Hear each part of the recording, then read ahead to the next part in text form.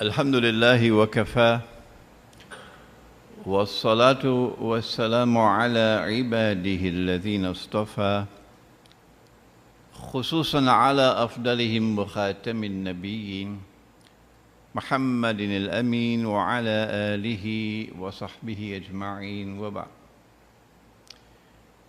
Brother Chairman, our distinguished guests who have come from abroad, brothers and sisters, Assalamu alaikum wa rahmatullahi wa barakatuh. We have with us Brother Abdul Qadir from Greece, Athens in Greece, who was Orthodox Christian and took the Shahada, became Muslim. And he's with us here. He just arrived last night. And he is preparing the way for me to visit Greece later this year, inshallah. Brother Abdul Qadir, stand up so they can see you. Yes. And we have another brother from Britain, from Pakistan, yeah, Brother Rana, who is also here with us and also arrived yesterday.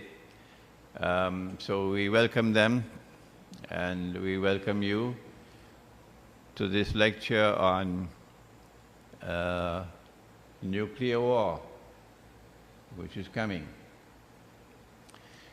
It is not our intention to frighten and terrify people, but scholars of Islam have a job to do. That if we do not let you know what is in the Quran and what the Messenger of Allah sallallahu ta'ala alayhi wasallam has spoken about events which are to come, if we don't do that, then people would probably curse us in the grave. Why didn't he tell us? That's why we have this job to do, and I hope that you'll be patient with me while we deal with this subject. Nuclear war is coming. It is there in our eschatology. Eschatology means the study of the end time. Eschatology. In Arabic, ilmu akhiru zaman. Zaman means time. Akhir means last. Ilmu akhiru zaman, the knowledge of the last age, or eschatology. So in our Islamic eschatology, we have this great war. And the Prophet sallallahu ta'ala alayhi wasallam had a name for it. He called it the Malhama. Malhama. Most people don't even know the word. Malhama. But in Christian and Jewish eschatology, they have another name for it. They call it Armageddon. Yes, it's the same. And this clearly has to be nuclear war or thermonuclear war. It cannot be conventional war. Why? In tomorrow's lecture, which will again be fascinating, today we're looking at the political analysis of events from an Islamic perspective, of events which are taking the world to nuclear war. And tomorrow we're looking at economic and monetary analysis of events which are taking the world to nuclear war. I know that this is hardly ever something that you'll hear in Trinidad. I know that. But I hope that my audience will be patient with me today. There is a hadith of the Prophet ﷺ. It is in Sahih Bukhari. You may have heard of it. No one has ever questioned the authenticity of this hadith. The Prophet ﷺ prophesied, listen to it, that the river Euphrates, which passes through Iraq and then comes to the Arab Gulf, that the river Euphrates, in Arabic, furat, the river Euphrates will uncover a mountain of gold. And people will fight over that gold. And 99 out of every 100 would be killed. And each would be saying, I would be the one who would survive. But the Muslims must not touch that gold. I tell you, I have read this hadith for 20 years or more before I could understand it, before Allah in His kindness could allow me to understand it. There has never been a war in all of human history which took 99% of combatants, took their lives, they all died. This would be a unique war in human history, like no other war before. The only way you can kill 99 out of every 100 is if you use weapons of mass destruction. And the primary weapon today of mass destruction is nuclear weapons and thermonuclear weapons. So the Prophet Muhammad, Allah's blessings be upon him, prophesied nuclear war. And he said that the nuclear war will be fought over the mountain of gold. If you want to know about the mountain of gold, you must come back tomorrow. So we have in our eschatology in Islam the same thing that the Christians have and the same thing that the Jews have of nuclear war coming, Armageddon or the Malhama.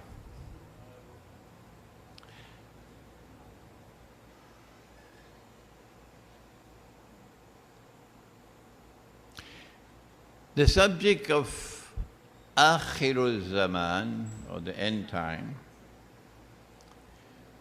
is one in which Islam has more information, more knowledge than anyone else. We have the most comprehensive knowledge, the most authentic knowledge, the most up-to-date knowledge. We have it. The Christians and the Jews also have knowledge of Akhirul Zaman, but it cannot match ours. It is the biggest mystery of this ummah, that although we have the most knowledge, we've not used it. We've not been using it. We do not have scholars of Islam who are trained in Islamic eschatology. We don't have it. It is not taught in our institutions of learning. No, it's not. And so it is now an uphill task for us to catch up with those who came before us, the Christians and the Jews. Our Prophet sallallahu ta'ala alayhi wasallam was walking and he met some of his companions sitting and he asked, what are you talking about? And they said, we are talking about Akhirul Zaman, the signs of the last day.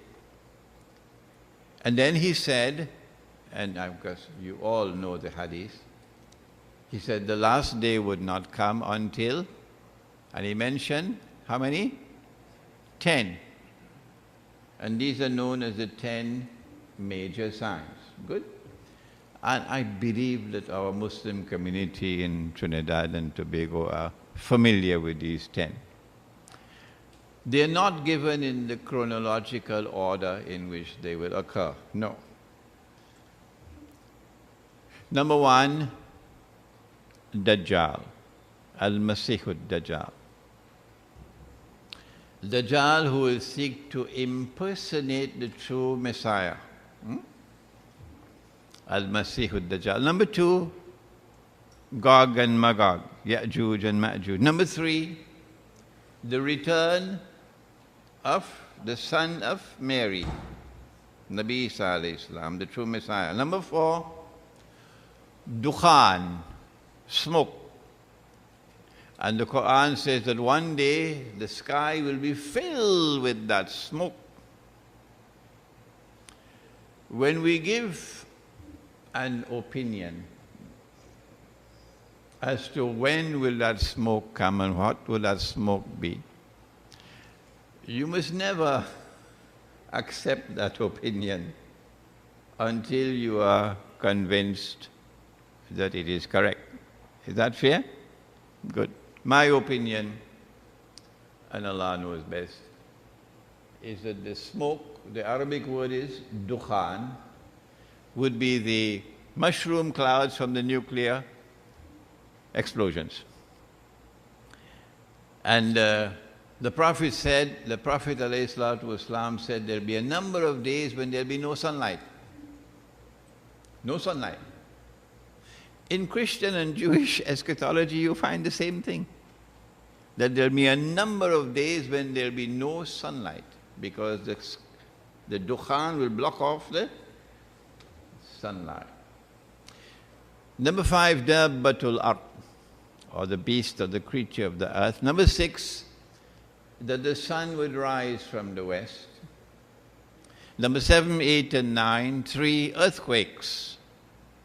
But these are earthquakes in which the earth will sink down and swallow what it swallows. Sometimes they call sinkholes. One in the east, one in the west, and the third one in Arabia.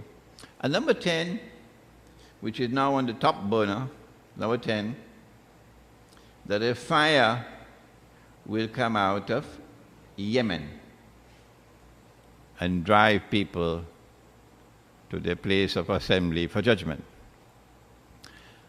Out of these 10, and of course there are many others, but they are not located in this hadith. Out of these 10, there's one which is the preeminent sign, the most important one of all, that everything else revolves around it. What is it? The Quran says, بَعْدَ أَعُوذُ بِاللَّهِ مِنَ الشَّيْطَانِ الرَّجِيمِ وَإِنَّهُ لَعِلْمٌ لِلسَّاعَةِ. It could also be read, وَإِنَّهُ لَعَلَمٌ لِلسَّاعَةِ, that he, Nabi Isa alayhi salam, Jesus, his return, this is the sign of all signs of Akhirul Zaman, or the last stage. I gave a lecture at the State University of Moscow in July of 2013, and the Russians were astonished when they heard this, because Iran had been at work for many, many years, and Iran had presented to them a Shia version which was different. For Iran, the major sign of Akhirul Zaman is the advent of Imam al-Mahdi. So when I went to Moscow, all they were talking about is Imam al-Mahdi, Imam al-Mahdi, Imam al-Mahdi. So when I took the Quran and I brought the Quran before them, I said, no, that's wrong. The major sign of Akhirul Zaman is the return of Nabi Isa alayhi salam, Jesus, the true Messiah. And the most powerful voice in history to have prophesied the return of Jesus. And Mirza Ghulam Ahmad could do what he wants to do. He cannot silence that voice. The most powerful voice in history to have prophesied the return of Jesus, the son of Mary, is the voice of Muhammad sallallahu ta'ala alayhi wa sallam.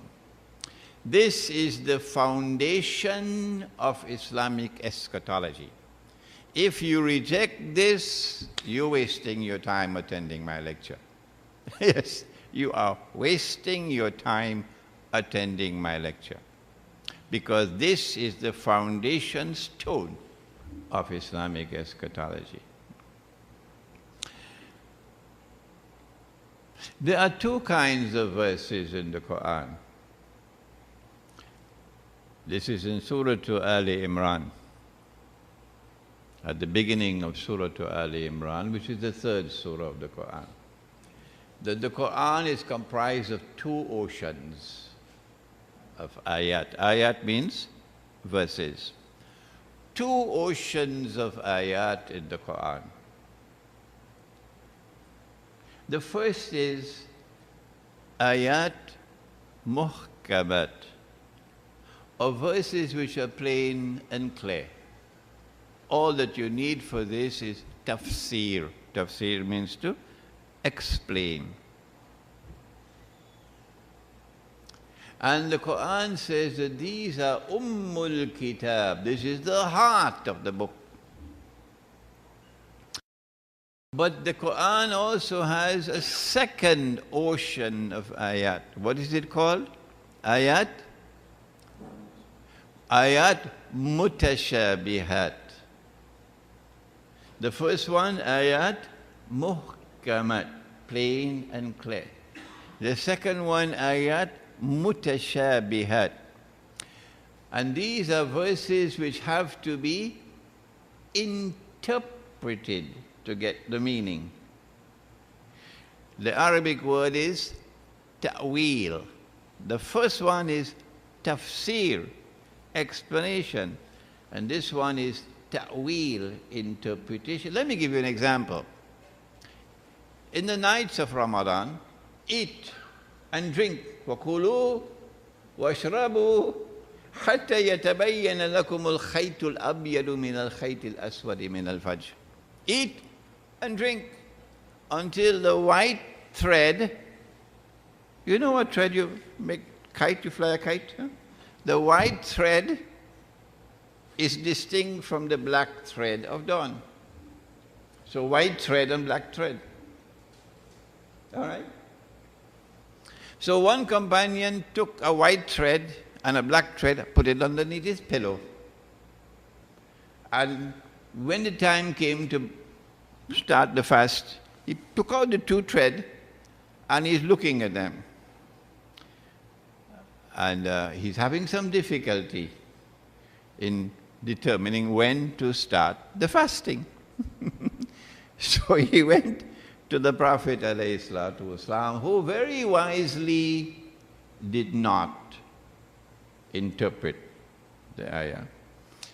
And then the Prophet ﷺ said, no, this does not mean literally the white thread and the black thread. No, this has to be interpreted. And when Allah speaks of the white thread and the black thread, Allah is speaking about the light of the day being distinct from the darkness of the night. This is called ta'wil. Ta'wil. Dajjal, the false Messiah, who has to impersonate the true Messiah and get the Jews to believe that he is the true Messiah. In Trinidad we say, give them a 6 for a 9, deceive them. Dajjal, if he is to successfully impersonate the true Messiah, will have to rule the world from Jerusalem. Because when the true Messiah comes back, that is what he's going to do. He's going to rule the world from Jerusalem. Nabi Muhammad ﷺ said so, that he would be Hakimul Adil. Hakim, a ruler. Adil, with justice. So Dajjal has to rule the world. Is Dajjal in the Quran? There are so many who dismiss the subject. They say, no, this is nonsense, this is not in the Quran. There is no mention of Dajjal in the Quran. hurts me, of course, to have to utter these words. But that's schoolboy scholarship. That's not real scholarship. What you can say is that Dajjal is not to be found in the muhkamat of the Quran. But Dajjal is most certainly to be found in the mutashabihat of the Quran. Now that would be a more sensible statement. Several ayat of the Quran, particularly in Surah Al-Kahf, which are directly linked to Dajjal. Nearly everything which pertains to Dajjal needs to be interpreted, like the mountain of gold, and we'll do that tomorrow, inshallah. The Prophet said, alayhi salatu wasalam, about Dajjal, that when he is released from what? He's on an island. If you've read Jerusalem in the Quran, I wrote that book about how much, 14 years ago? Right? It was published about 13 years ago. If you read that book, you'll see the hadith. The Dajjal was on an island. And he was in chains, okay? His hands were chained to his neck, his feet were chained and so on. And we don't have the time to go over that now. But when he's released, said the Prophet ﷺ, from that island, he will live on earth for how many days? 40 days. But when the Prophet uses the word 40, be careful. Because someone asked him which is the first masjid which was built. He said the Kaaba. And then they asked him which was the second masjid which was built. They said Masjid al-Aqsa, Jerusalem. And then they asked him how many years were there between the construction of the two? He said 40. What did it was a couple thousand years. He said 40. So when he uses the word 40, do not understand it literally. This is mutashabihat. Dajjal will live on earth for 40 days. One day which would be like a year, one day which would be like a month, one day which would be like a week. وَسَائِرُ أَيَّامِهِ كَأَيَّامِكُمْ, and then all the rest of his days like your days. My book, Jerusalem and the Quran, was based on this hadith. I came to the conclusion that it was only when Dajjal was in a day which is like our day, only then would we be able to see him.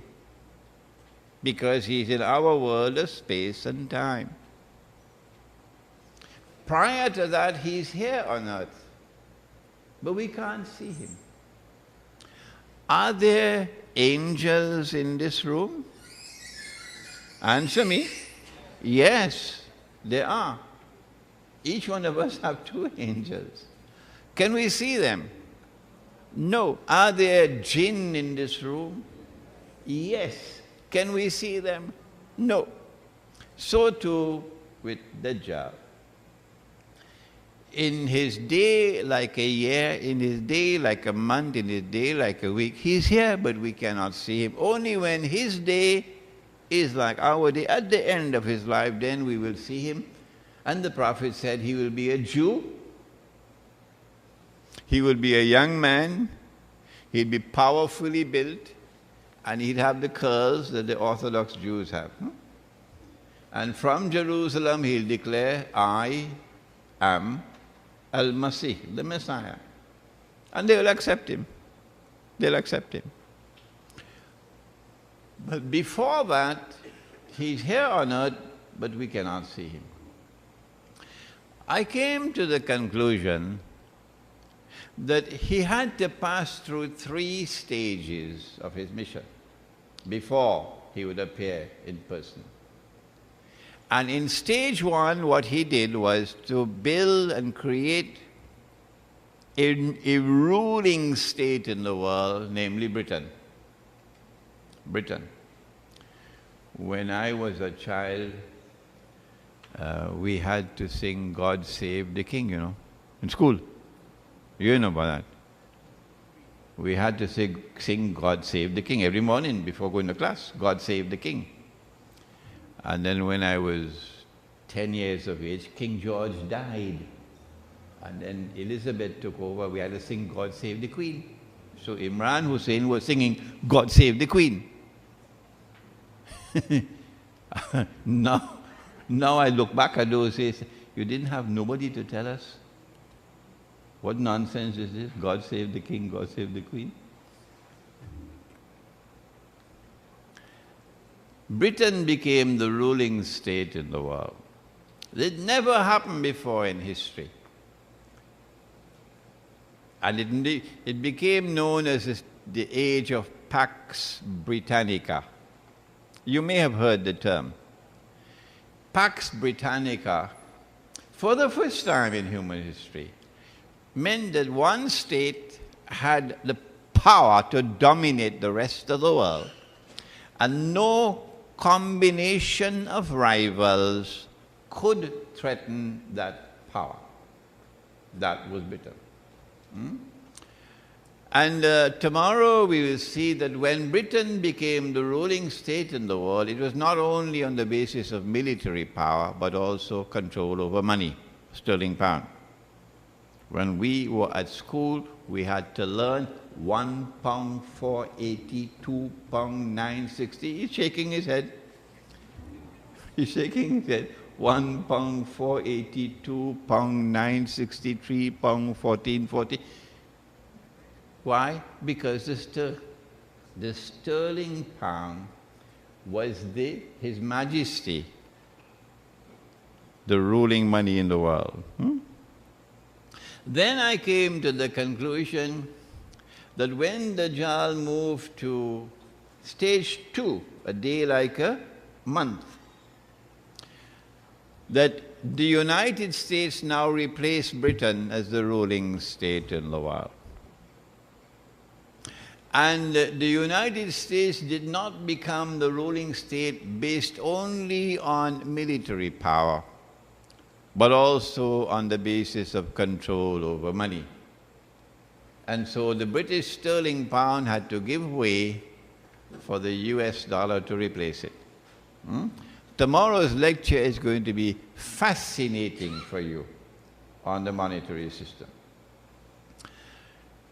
And when Dajjal's day, like a month, is coming to an end, which is where we are now, and a day like a week is about to commence, that the United States is going to give way to a third state, which is going to become the new ruling state in the world. And in the same way that Pax Britannica gave way to Pax Americana, so too will Pax Americana give way to Pax Judaica, and Israel will become the ruling state. This is where we are now. The question, however, is, the United States is so big, and the world has grown so big in these last 100 years. Population is expanding dramatically. How can little Israel rule a big world like this? Not possible. Either Israel has to expand and become big like the United States to rule the world, which is not possible. Why? Because Israel is located in a sea of Islam. All around is Muslims. Or the second possibility is that the world has to become smaller. Which one will it be?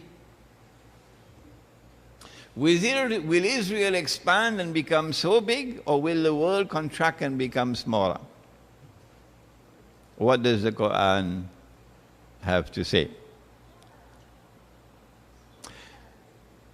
The verse is in Isra, surah number 17 of the Quran. And listen to what Allah subhanahu wa ta'ala has to say. This is ilmu akhirul zaman, or the study of the end time.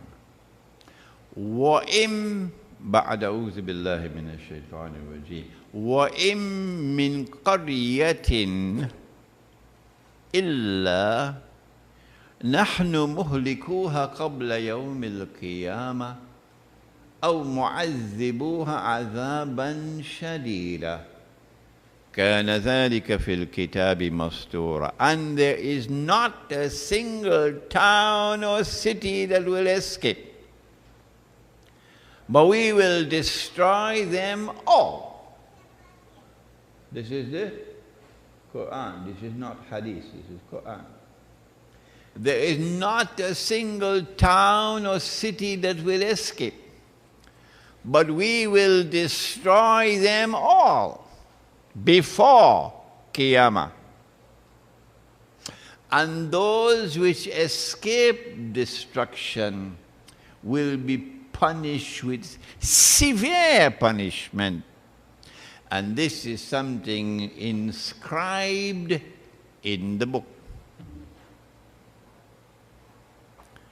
This verse of the Quran is warning us of great destruction that is to come to the world. There are other verses of the Quran, but we don't have the time to turn to them, on the Malhama. And then there are the hadiths which speak very specifically, like that one which says that 99 out of every 100 would be killed. We are now located at that moment in time when a day which is like a month is coming to an end, and a day which is like a week is about to begin. If we go back now to that moment when Pax Britannica was giving way to Pax Americana, there were big wars in the world. They call it the First World War. They call it the Second World War. That's the name they have for it. For me, they were European wars, not world wars. But these were wars in which the world experienced destruction like never before in history. I was born when the Second World War was taking place. Yeah. Millions and millions of people were killed, particularly Europeans, in those world wars.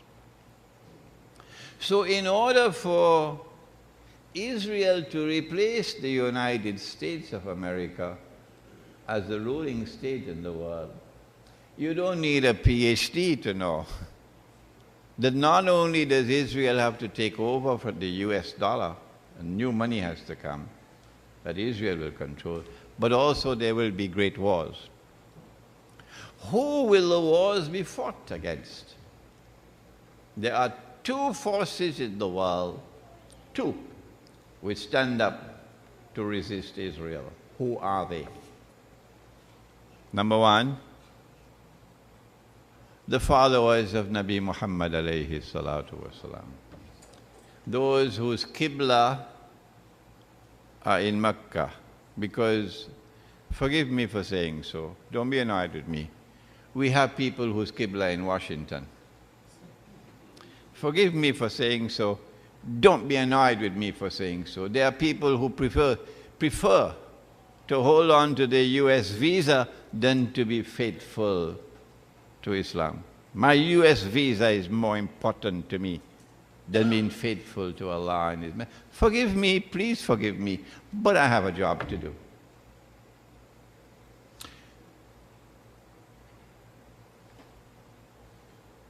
The big war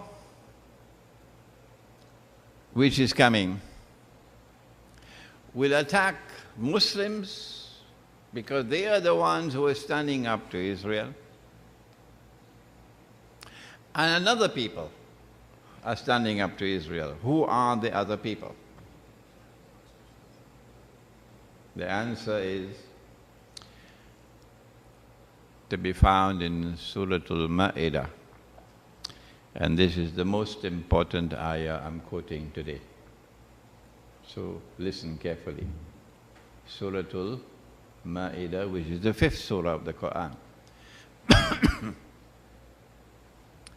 Allah subhanahu wa ta'ala warns of a time which is to come, in which He says, لَتَجِدَنَّ, you will most certainly find in time to come, أَشَدَّ النَّاسِ عَدَاوَةً لِلَّذِينَ آمَنُوا الْيَهُودِ, that the Jews will become the people with the greatest hatred and hostility and enmity for you. That time will come. وَالَّذِينَ أَشْرَكُوا, that in addition to the Jews, there will be another people who will display the same hatred and enmity and hostility for you. And they will be a people whose total agenda is shirk. Everything connected with them is shirk. Example? Shall I give you the example? You don't mind. Well, Allah speaks in the Quran about Yawmul Jum'ah. Yawmul Jum'ah. إِذَا نُودِيَ لِلصَّلَاةِ مِنْ يَوْمِ الْجُمْعَةِ فَاسْعَوْا إِلَى ذِكْرِ اللَّهِ وَذَرُوا الْبَيْعَ. When the call to prayer is made on the day of Jum'ah, give up, shut your business down and go to the masjid. Jum'ah, Yawmul Jum'ah, the day of Jum'ah. This is the name that Allah has given in the Quran, Yawmul Jum'ah. They changed that name and they've given a new name. And the new name is Friday. In the English language, in Friday. In French is vendredi. In Spanish, what is in Spanish? Anybody know Spanish? Huh? Viernes. Friday, check it out, is the day for the worship of Fry. F-R-E-I. Who is Fry? It's a Scandinavian goddess. The day for the worship of a Scandinavian goddess. The days of the week like that, the months of the year like that.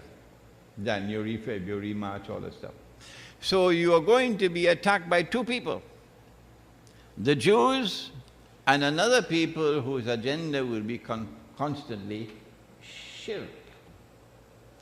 And at that time when this manifests itself in the world, at that time, وَلَتَجِدَنَّ أَقْرَبَهُمْ مَوَدَّةً لِلَّذِينَ آمَنُوا الَّذِينَ قَالُوا إِنَّا نَصَارَى.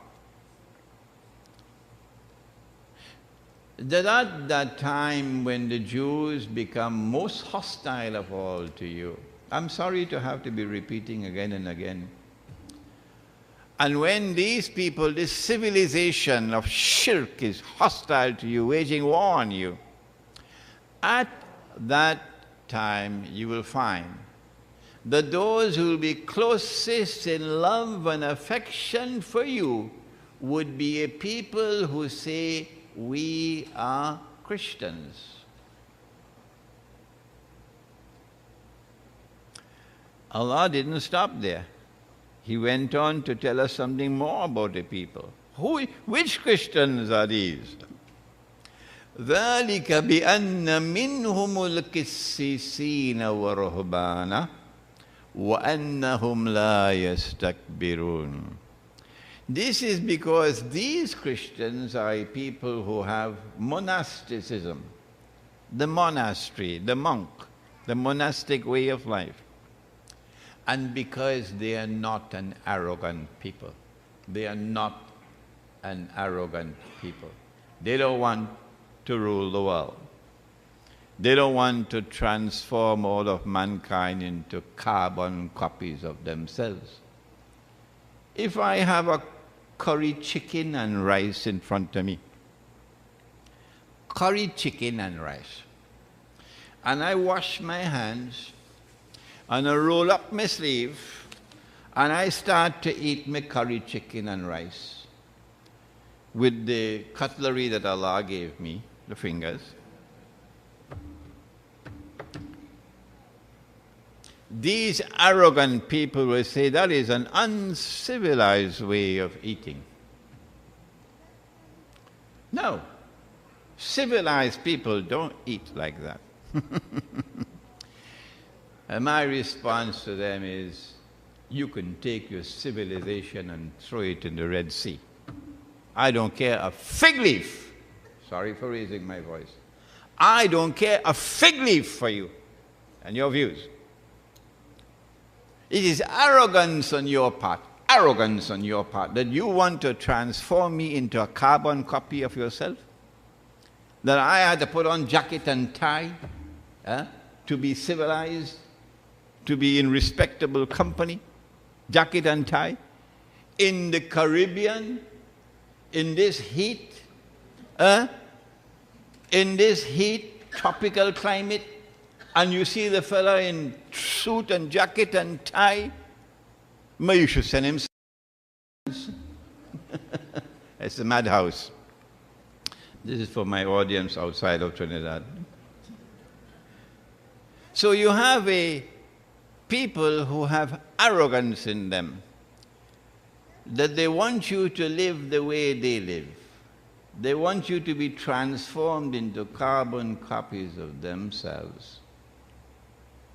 But these Christians who will be closest in love and affection for you Muslims are not an arrogant people. They don't have the agenda of ruling the world. And they don't have the agenda of transforming people into carbon copies of themselves. So which Christians are they who are holding on to this day to monasticism, the monastery and the monastic way of life, the monks? Answer, we have Abdul Qadir here to answer you. He was Orthodox Christian. The Christian world has two parts. One is that part of the Christian world which celebrates Christmas on the 25th of December. And then you have the other part of the Christian world which celebrates Christmas on 7th or 9th? 7th of January. 7th of January. That other part is called Orthodox Christianity. And this part is called Western Christianity. But I call it, this is the only part of the world where you're not allowed to have a beard. Except one man. He's allowed to have a beard. Everybody else must shave off the beard. You can't be in the police service and have a beard. No. You can't be in the armed forces and have a beard. You can't work in a hotel with a beard. No. But this fella is allowed to keep his beard. And he comes once a year, flying on a reindeer. Flying on a reindeer, once a year. So this is Santa Claus Christianity. The Orthodox world don't have this Santa Claus Christianity. When I went to Russia, I found so many people with beards. Yeah. Orthodox Christians with beards. So, Orthodox Christianity also has monasticism. Russia is the leader of Orthodox Christian world, Russia. And I found so many beards in Russia. My host who invited me to the State University of Moscow was Professor Alexander Dugin. And Alexander Dugin had a big beard sitting next to me. The two people who are going to be a threat to Israel are Muslims and Orthodox Christians. Do we find Orthodox Christians in the Quran? Yes. There's a whole surah. It's known as Surah to? Surah to? Rum. Surah to Rum. Surah number 31 perhaps.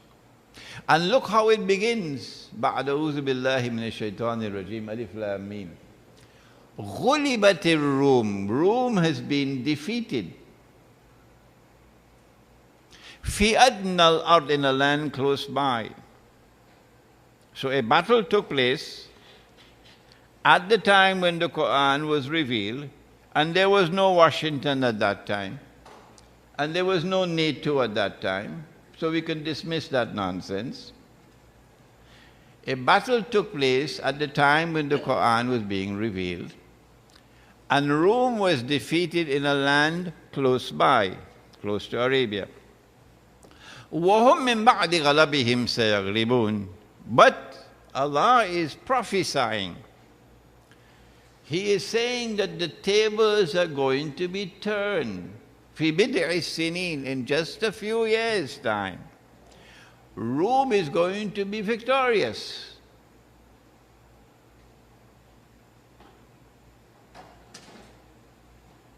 وَيَوْمَئِذٍ يَفْرَحُ الْمُؤْمِنُونَ. On that day when Rome is victorious, the Muslims are going to celebrate. The Muslims are going to celebrate when Rome is victorious. Who is Rome? Rome is the Orthodox Christians who had the Byzantine Empire in Constantinople. And today Russia is the leader of Rome. Greece is also in Rome, Armenia is in Rome, Bulgaria is in Rome, and so on.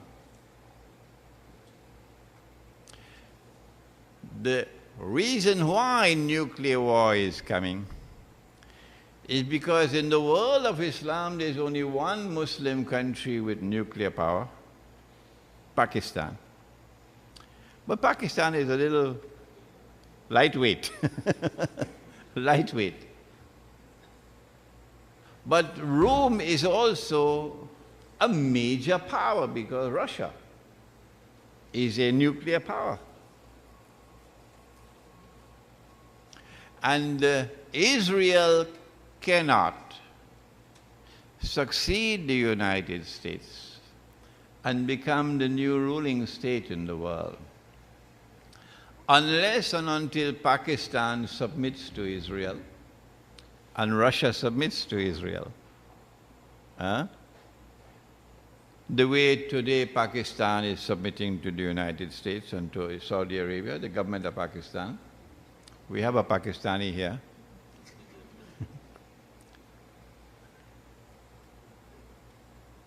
But the people of Pakistan are not prepared to submit to Israel.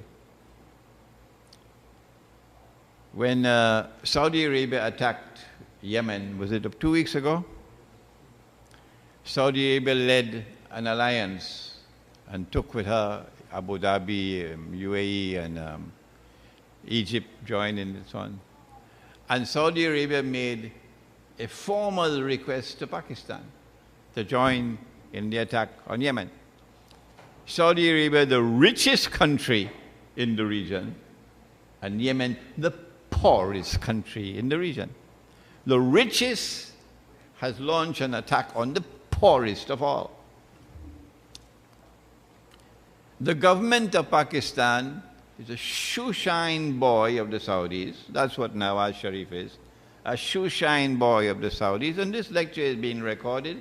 It's going to be on YouTube, and they're going to listen to it in Pakistan. The government of Pakistan is a shoeshine boy of the Saudis, and the Pakistan armed forces are also led by shoeshine boys who will sell themselves for US dollars. Their Qibla is in Washington. I make no apologies for this language of mine. No. Somebody has to speak out. But if Pakistan joins the attack on Yemen, what will be the implications next door with Iran? Because Pakistan is already facing a hostile India on this side, and you now face a hostile Iran on that side. So the shoeshine boys in the government of Pakistan decided to put the matter before the National Assembly. Let them decide. The Saudis, of course, were furious. The National Assembly debated the issue and unanimously rejected the Saudi demand. Unanimous.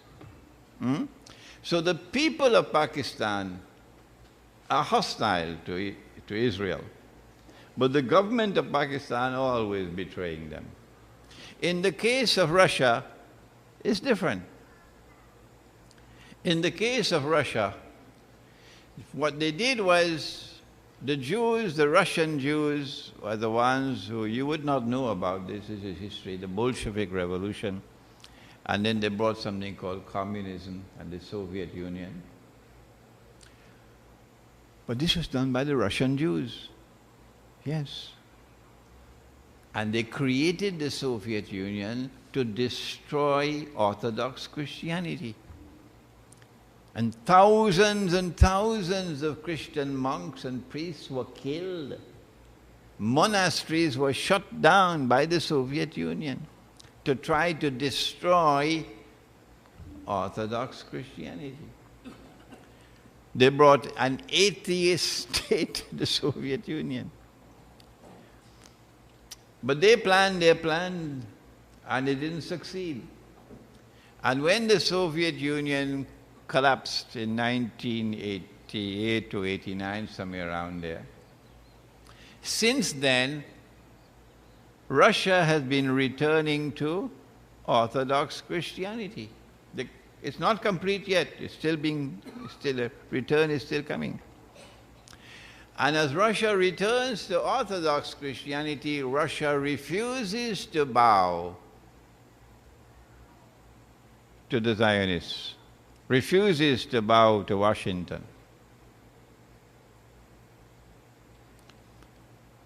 And that is why they'll have to wage war on Russia and on Pakistan, so that Russia does not survive as a nuclear state and Pakistan does not survive as a nuclear state. I was attending a conference in Tehran in Iran in September, last September, conference of independent thinkers, and I had a dream while sleeping. And the dream was repeated twice in the same night. I normally don't reveal my dreams in public. No. But this one I said, no, I have to reveal it to the people. I saw nuclear war. I saw nuclear missiles being shot into the sky. Nuclear war. And I saw that Pakistan was a part of the war. When I woke up from my sleep, I then remembered that 2 years prior to 9/11, I had a dream. I was Imam at Masjid Al-Quran in Long Island. And in that dream, I saw balls of fire coming down from the sky on Manhattan skyscrapers. And these balls of fire were jumping from one building to another, jumping, and then jumping out of Manhattan and spreading all over the world. The next Jummah that came, I gave a khutbah. And in that khutbah, I mentioned this dream. I mentioned it in the khutbah. 2 years later, 9/11, and I immediately recognized this is a dream I saw. So since there was an interval of 2 years between the dream and 9/11, I came to the conclusion, you don't have to accept my conclusion, that we have a period of about 2 years from September last before the nuclear war comes. Why so quickly? Now we turn to Russia's tryst with destiny. Russia is not prepared to bend her knee. No. Russia is defying them. Russia says, you want war? We'll give you war. But they had a master plan for Russia that I was explaining to our chairman earlier. That in the Quran, in Surah Al-Kahf, Zulkarnain means the one who possesses two qarn. Qarn can mean horn, or qarn can mean age. Two horns or two ages, Zulkarnain, Surah Al-Kahf. You do recite Surah Al-Kahf, don't you? Come on, shake your heads. But everywhere in the Quran that Allah uses the word qarn, He always uses it to mean age, and He never uses it to mean horn. So Zulkarnain is someone whose story impacts on two ages. He has power. Allah gave him power, and he has faith. And he travels to the east, he travels to the setting of the sun, west. And there he comes across Ainun Hamia, a body of water which was dark and murky. And there he met a people, and Allah says, what are you going to do with them? And he replies and says, those who have been guilty of acts of zulm, oppression, wickedness, I am going to punish them. And when I am finished with them, you will punish them. So power will be used to punish the oppressor on that first age. And those who have faith and who are righteous in their conduct, I will treat them nicely and reward them.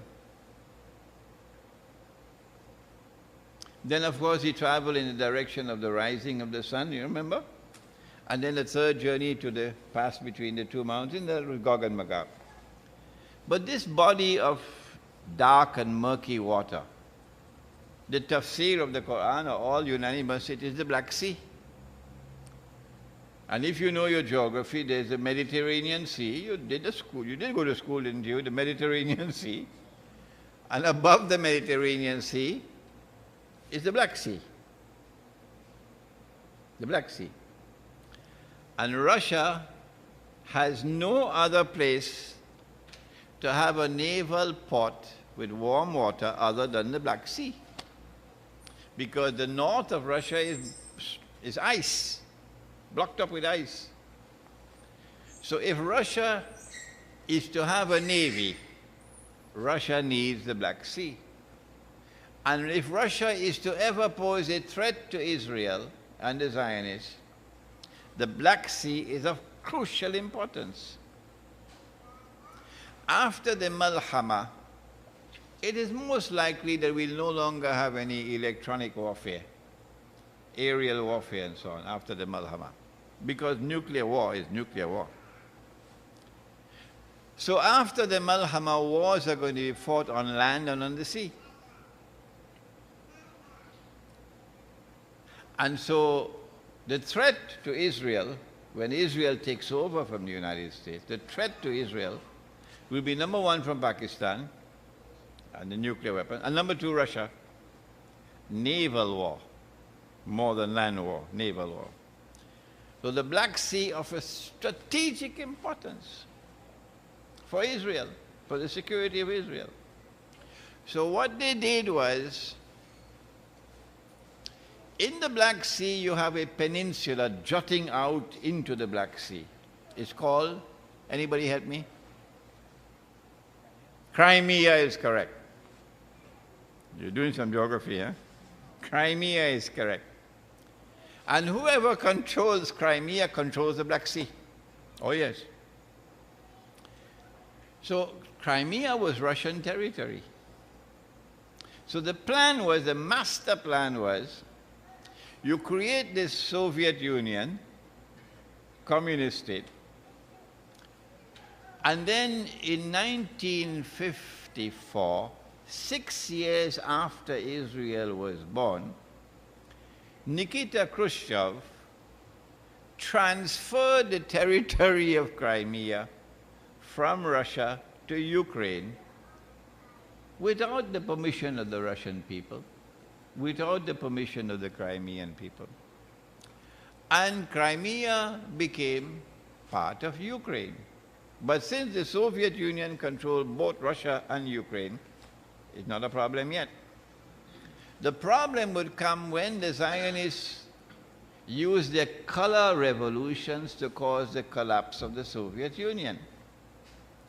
They needed the Soviet Union to collapse. Why? So that Ukraine will emerge as an independent state. And Russia will emerge as a federation. And Crimea will belong to Ukraine. Okay? Then the next part of the strategy was to get a pro-Western government in Ukraine. And when you install a pro-Western government in Ukraine, then Ukraine will apply to become a member of NATO. And when Ukraine is a member of NATO, that's Russia's goose is cooked. Because Ukraine will say to Russia, get out of Crimea. Russia doesn't have a naval port anymore. And Israel is now safe. So what they did about a year ago, December, they had these street demonstrations and so on. And they were able to bring about a change in government. And a pro-Western government came to Ukraine.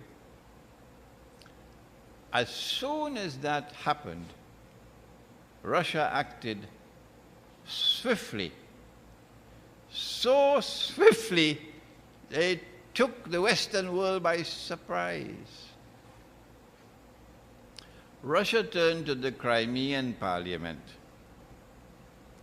The parliament of Crimea debated the subject, and the Crimean parliament adopted a resolution unanimously that Crimea wants to return to Russia. As soon as that resolution was adopted in the Crimean parliament, the Russian parliament then met and accepted Crimea back into Russia, and it became part of law. It happened within 2 weeks. This is the biggest blow that the Zionist movement has ever experienced in its history. Why? Because now that Russia has Crimea, and Russia is now a nuclear power. 100 years ago it was not. Russia now commands the whole Black Sea. And all the states, including Turkey, got to think twice now. The strategic environment has changed dramatically. The longer they wait to attack Russia, the stronger will Russia become. That is why a period of 1 or 2 years makes sense. That if they wait longer than that, Russia will become stronger and stronger. Will Russia back down from nuclear war? No. Russia is not prepared to back down. And so nuclear war is coming. And it is Russia's destiny to stand up to the oppressor and use power to punish the oppressor. Because Zulkarnain did it the first time. And Qarnain means 2 ages. So in the same part of the world where he did it the first time, in the second age, Qarnain, 2 ages, it will come to pass again. This is Surah Al-Kahf. This is how Surah Al-Kahf of the Quran anticipates for us the big war which is coming, in which Russia is going to use her power to seek to punish the oppressor. Tomorrow, inshallah, we will look at the subject from a different perspective. Namely, in addition to threatening Russia with nuclear war, They are attacking Russia in a different way. They are attacking the Russian ruble. When I arrived in Moscow, July 2013, 33 Russian rubles were equivalent to $1. 33 to 1. After Russia took Crimea, and Russia said, I'm not going to give back Crimea. No, you can do what you want. They began to attack the Russian ruble. The price of oil suddenly started to drop mysteriously. It had nothing to do with economics, only politics. And the Russian ruble is losing value, losing value, losing value. So they are attacking Russia with economic weapons and monetary weapons. And tomorrow's lecture will deal with that hadith about the mountain of gold. We pray that Allah subhanahu wa ta'ala may bless us with the knowledge to be able to respond to this big war which is coming. What to do? How do we prepare for a big war? What kind of world is it going to be when nuclear war takes place? Again, it is Suratul-Kahf, that you have to flee out of the cities. Flee out of the cities. Get out of the cities. Because the cities are going to be destroyed. A city with 20 million people.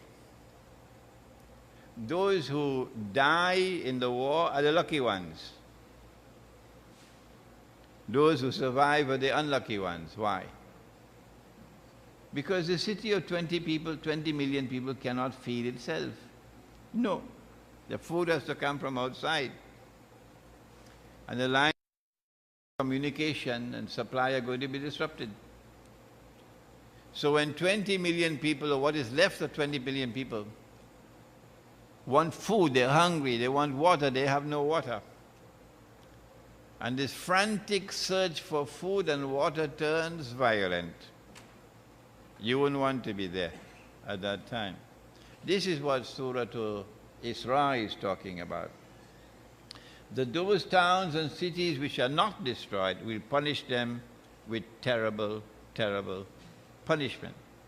So before we end, Surah Al-Kahf of the Quran is telling us that the way to respond to the nuclear war that is coming is to seek security in the remote countryside, stock up on food and stock up on water, and continue to make dua to Allah. ربنا تقبل منا إنك أنت السميع العليم وتب علينا يا مولانا إنك أنت التواب الرحيم برحمتك يا أرحم الراحمين آمين.